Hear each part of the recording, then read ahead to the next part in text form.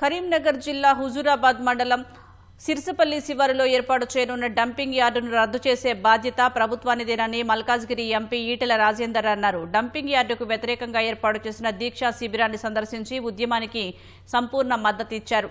Dumping యార్డుతో చెరువులు, కుంటలు, భూగర్భ జలాలు నాశనమవుతాయని పేర్కొన్నారు.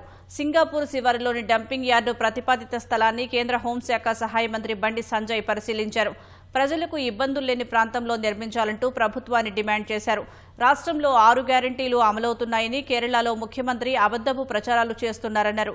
6 గ్యారంటీలు అమలైతే తాను తన పదవికి రాజీనామా చేస్తానని, అమలు కాకపోతే సీఎం రాజీనామా చేయాలని సవాల్ విసిరారు.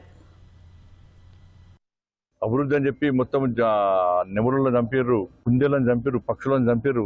ఈరోడ నెమరులు ఉన్నాయి, పక్షులు ఉన్నాయి. ఈరోడ మళ్ళీ అటువంటి అరాచకం ఇక్కడ చేయొద్దని ప్రభుత్వం విజ్ఞప్తి చేస్తున్నారు. ఈరోడ ఒక ఫారెస్ట్ టైప్ గుట్ట ఉంది.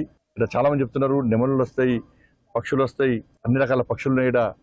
తిరిగి వాటి కూడా చంపుతారా అయింది అని చెప్పి వాళ్ళు కూడా భయపడుతున్నారు. వాళ్ళ ఆరోగ్యాలు, ప్రాణాలు ముఖ్యము, ఆరోగ్యం ముఖ్యము.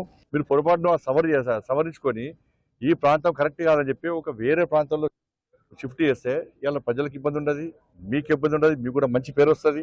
దానికోసం ప్రయత్నం చేయడానికి రాజకీయ జిద్దుతోని ఇలా వాళ్ళు మీరు కలిసి ఇలా ప్రజలు ఇబ్బంది పెట్టే ప్రయత్నం చేస్తే ప్రజలు చూస్తూరుకోరు.